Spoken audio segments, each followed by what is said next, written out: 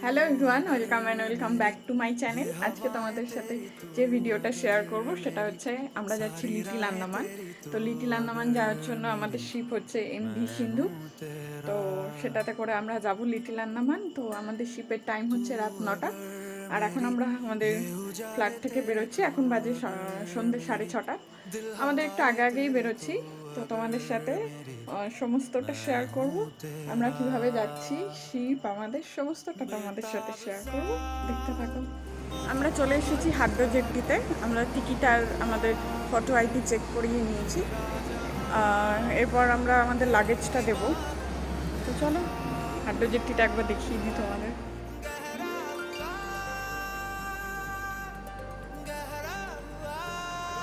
আমরা রয়েছি সিন্ধুর সামনে, এবার উঠবো।